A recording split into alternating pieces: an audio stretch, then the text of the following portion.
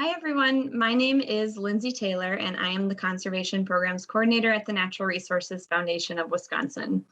I helped coordinate and co-facilitate this conservation plan throughout last summer and fall, and I'm really excited to be talking with you all today about the work that we've completed, what is left to accomplish, and what we've learned from landscape level planning with multiple partners. So what is so special about the Driftless area? The Driftless area is a 24,000 square mile region in southwestern Wisconsin and parts of Minnesota, Iowa, and Illinois. During the last glacial maximum, or about 20,000 years ago, glaciers came down into Wisconsin and did not reach the southwestern corner of the state. So because of this, the landscape has more topography and lacks glacial deposits, also known as glacial drift, which is where it gets its name, driftless. Instead, the limestone bedrock has been weathered and eroded by streams. So because of that, it's one of the most biodiverse places in Wisconsin, providing habitat for many rare ecological communities. This includes pollinators, reptiles and amphibians, and declining grassland birds like the ones you see here. In particular, some of these communities, such as the barrens and savannas, are rare and imperiled globally, and Wisconsin has one of the best opportunities to preserve and restore this community. In North America, less than 0.5% of the original acreage of native prairies and grassland ecosystems that existed before European settlement are still around today. So because of its importance, there are many conservation groups working to restore and protect this area. But we asked, how can we be more effectively collaborating in our efforts to better protect the driftless area? So the original vision for this project was to develop a regional plan for the driftless area in Wisconsin to inform collaborative landscape scale conservation. We felt no need to recreate the wheel. We already know that there is a ton of amazing work being done in the driftless area by many of our partners. And we had this hope that there could be a plan to tie all of our work together, guide us forward, and help us better understand what is working, what isn't, and where there may be gaps in our work. This plan was funded by the Windward Fund's Eddie Schwartz Conservation Fund. Today, I am also speaking on behalf of Kate Williamson, who secured the funding for this plan and also had the original vision for landscape level conservation in the driftless area, David Clutter, our executive director, and Arlene Johnson from Foundations of Success, who helped create and facilitate the workshops we held last year. So for our plan, we use the conservation standards process to guide our work. The conservation standards are a widely adopted set of principles and practices that bring together common concepts for conservation project design, management, and monitoring. So while working through this process, we had a working group of 6 people to do the planning and a larger group of stakeholders representing more than 30 organizations to provide feedback on the work that we completed. Working entirely virtually due to COVID and geographic separation across the region, we met as a working group 13 times since June for 2 hours each meeting. So as I mentioned, we also have a larger stakeholder group that's represented by the organizations that you see here. So next, I'm going to walk you through some of our results from this plan. In the driftless area, we chose to focus on the most imperiled ecological communities to help us focus our region-wide efforts and our staff, financial, and time resources.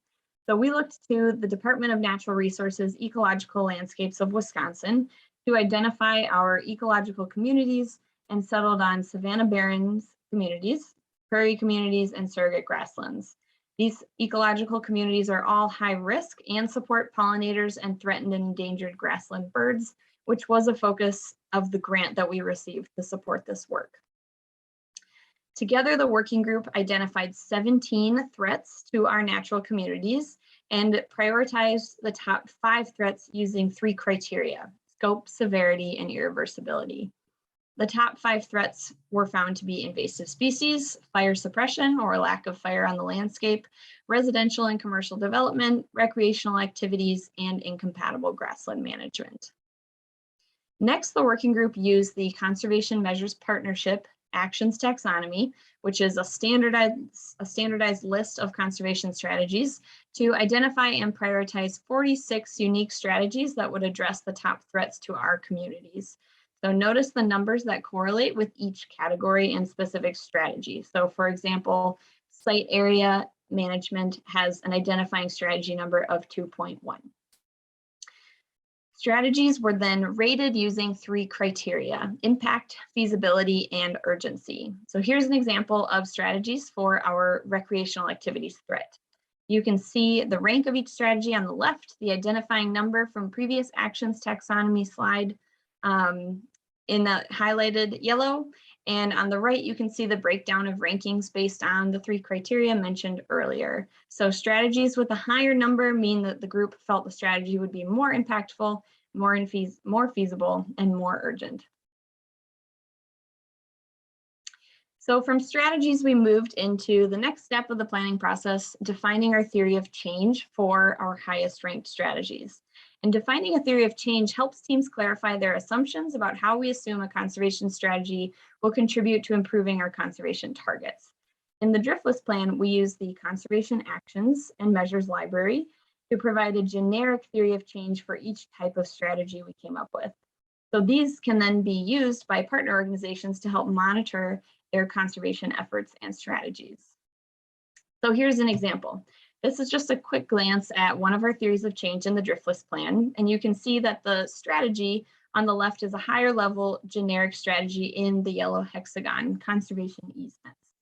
The Driftless Plan has a high level theory of change for each type of strategy, which can then be tweaked to more closely resemble the work being done at an organization level. So for example, a team can move some of these results around, add new ones, or add activities to make this more clear for them. These theories of change are useful because they also come with indicators displayed as the purple triangles and sample objectives, which are the teal boxes on those results. These tools will help us monitor our work so we can better understand whether the strategies we are implementing are working. And I also wanted to share one example of how an organization is already using the Driftless Plan. So the Driftless Area Land Conservancy used a generic theory of change from the Driftless Plan on conservation easements and adapted it to their own work as part of their new strategic plan. This is a great example of how one organization is using it as a tool to better understand the work they're doing and also looking ahead to monitoring. We're all doing amazing work, but there's more and more evidence showing us that doing amazing work separately will give us wins at a site level and not necessarily at a landscape level. This is a huge opportunity to make the Driftless Conservation Plan a region-wide collaboration and monitoring effort to really answer the question, how are we doing as a whole? So how can this plan shape on the ground conservation?